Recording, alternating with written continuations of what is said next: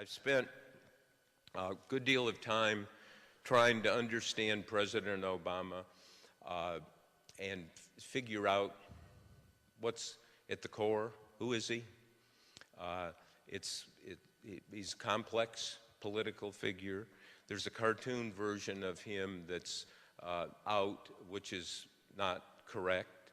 There is a version that he is the one who has come to save us on everything, and he knows exactly what he's doing. That obviously is not correct either.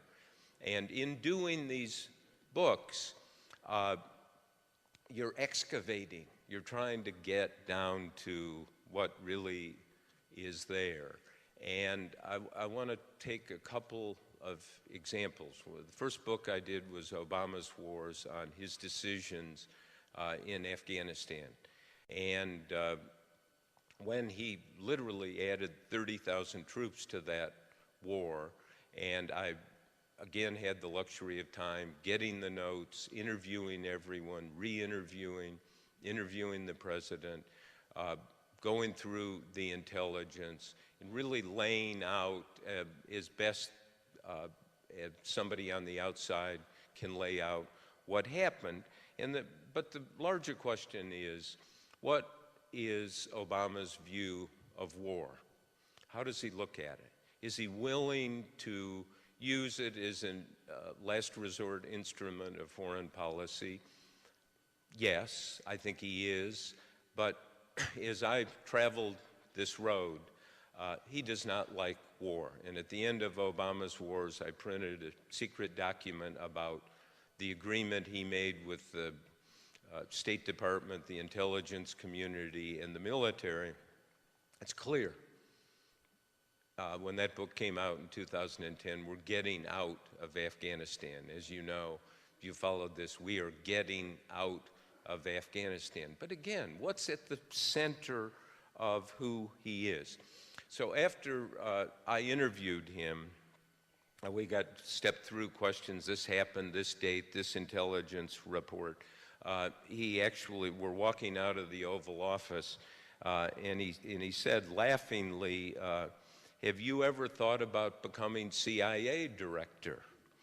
I laughed, realizing it was everything but a job offer. It was not. But I hadn't got to that question of how does he really view war. And I brought along a quotation that I had typed out from one of the great World War II books written by a former colleague of mine at the Washington Post, Rick Atkinson. It's a book called Day of Battle.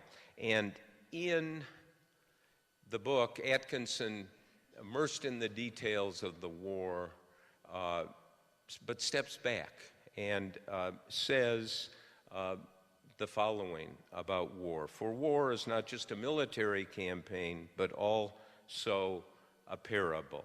There are lessons of camaraderie and duty and inscrutable fate. And I handed this to the president, and he's reading it.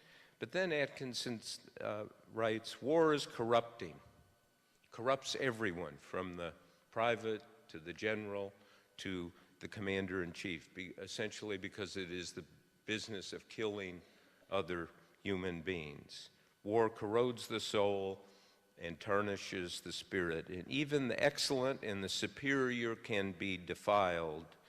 And in war, no heart would remain unstained.